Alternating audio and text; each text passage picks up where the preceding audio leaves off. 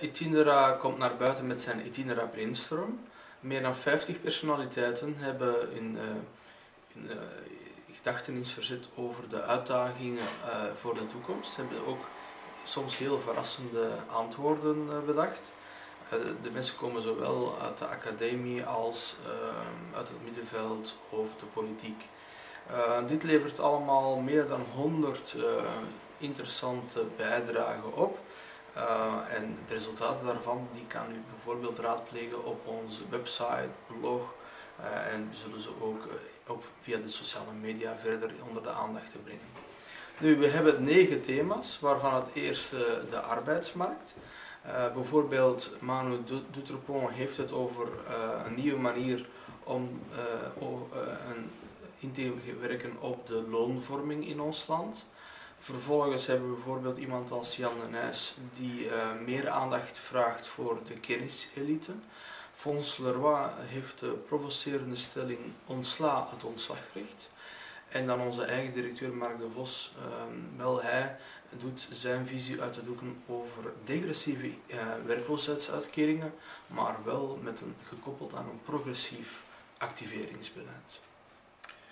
Au niveau des pensions, alors on a aussi énormément de propositions très intéressantes, dont la première a été par Sabine Laruelle, qui est elle-même ministre des Indépendants, qui propose justement de baser les cotisations sociales des indépendants sur l'année des revenus et non pas 3 ans en arrière, ce qui permet justement de mieux tenir en compte les revenus de l'indépendant pour l'année même et ne pas le mettre en difficulté, par exemple pour un indépendant qui serait plus en difficulté que 3 ans auparavant.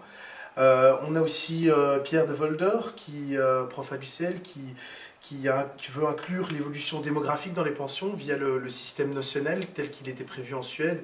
On voit très bien les avantages et la flexibilité d'un tel système, et encore bien d'autres propositions concernant les pensions, que ce soit par les internes d'Itinera ou par d'autres experts externes. Alors ensuite, pour le budget, les propositions de budget et fiscalité, énormément aussi de choses intéressantes.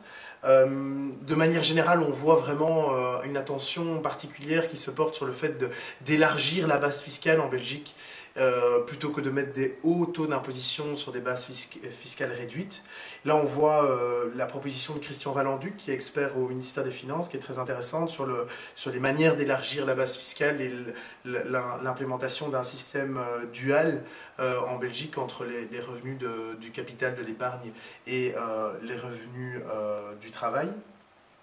On a aussi tout un aspect de recherche sur une plus grande efficacité de la levée d'impôts via la lutte contre la fraude fiscale. On a notre propre senior Jean Hendrix qui fait des propositions intéressantes sur la question.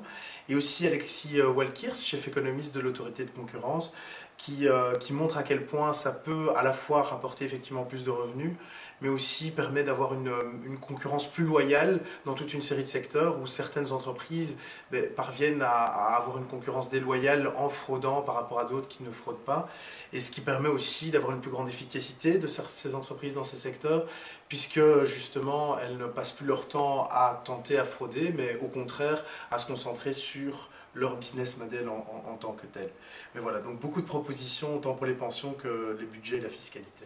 Een volgende cluster van ideeën is gezondheidszorg, overheidsperformantie en milieu.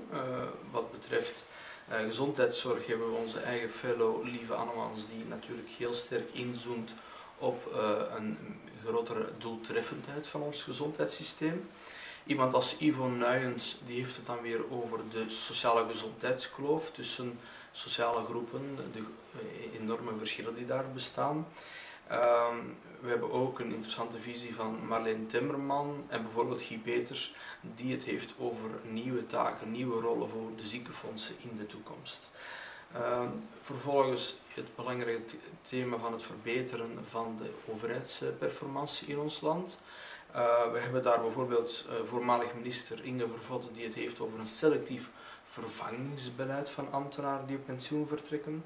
We hebben ook ervaren Piet van Temse die zijn visie uit de doeken doet over een vernieuwd HR-managementbeleid. En tenslotte zou ik ook nog vermelden Jean Hendrix, onze eigen fellow, die zijn voorstel uit de doeken doet van de Knowledge Lift. Voor milieu zijn er ook een aantal bijdragen, waarvan vooral die van Bart Staes erg in het oog springt. Hij heeft het namelijk over het belang van het vee goed eten te geven.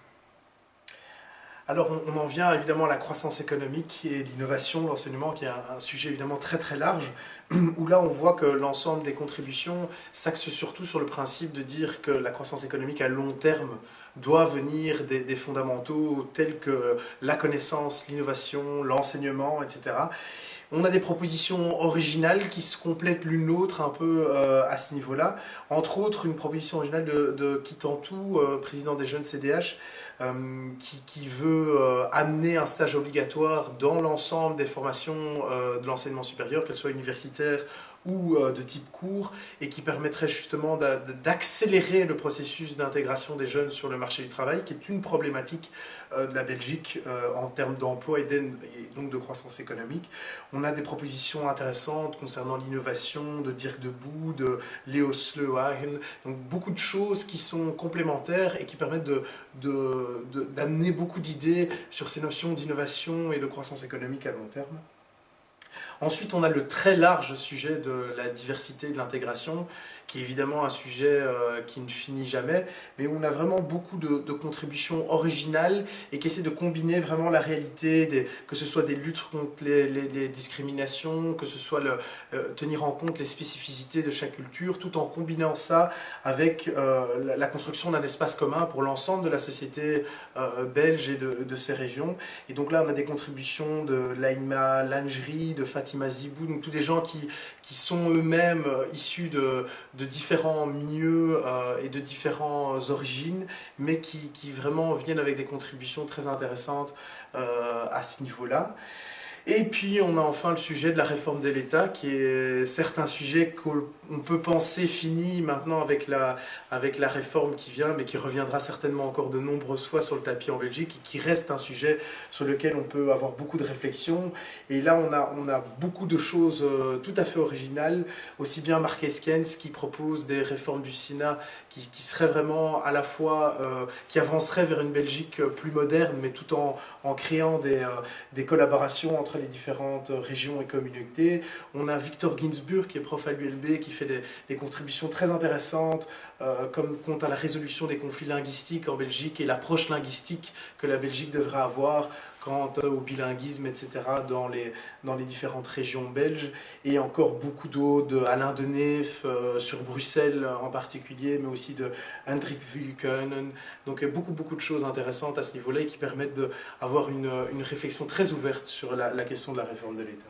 Wel ja, zo hebben we een hele waslijst van 100 voorstellen, ideeën, reflecties over het verbeteren van de maatschappij waarin we allemaal leven. Wij doen daarmee een bijdrage die geconsulteerd kan worden via allerlei media. We hebben onze website, maar we zullen ook bijvoorbeeld elke dag een nieuw idee van de dag lanceren. Dat zullen we sowieso doen via Twitter bijvoorbeeld. Op die manier kan u ook ons feedback geven, maar uw feedback is natuurlijk ook altijd hartelijk welkom via e-mail, de blog of welk forum dan ook.